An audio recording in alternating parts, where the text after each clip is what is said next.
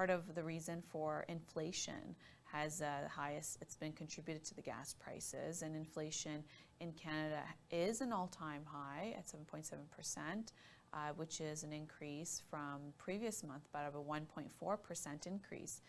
But when it comes to Europe, inflation hits a record high of 8.6% for 19 countries in the European nations, and essentially in those countries, inflation is at an all-time high, which is much higher than what is here in Canada, and they're saying that it's fueled by the Russian war in Ukraine. The Eurozone, about 19 countries hit 8.6% in June, which is a surge past the 8.1% record in May for them, and that's and the European Union Statistics Agency has released those numbers under the Eurostat. Inflation is at its highest level since the record-keeping of Eurostat, since the euro began in 1997. So energy prices have rocketed in those European countries by 41.9%, and prices of food, alcohol, and tobacco were up 8.9%, which is the fastest increase recorded in the previous month.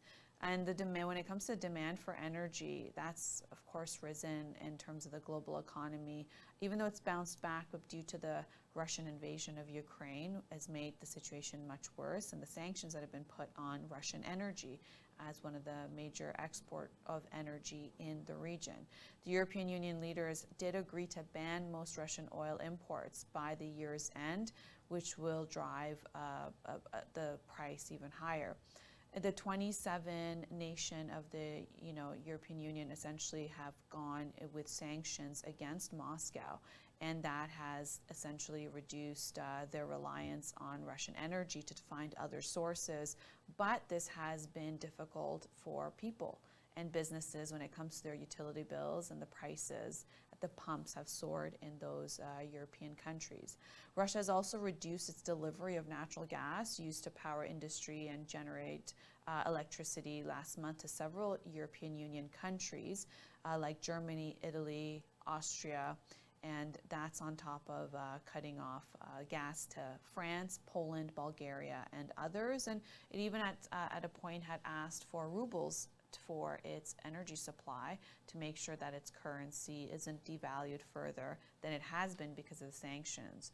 And that is where the problem is rising, as consumer prices have been a problem that we've experienced worldwide.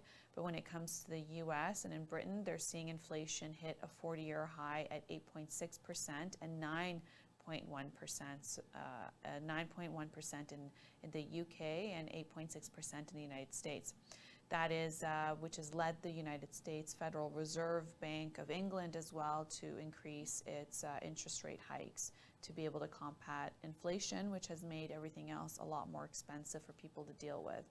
This is where the state of affairs are, and even though in Canada there's an increase due very soon this month, they're saying that, the Bank of Canada is saying that things should be under control when it comes to this time next year, so we just have to hang in there.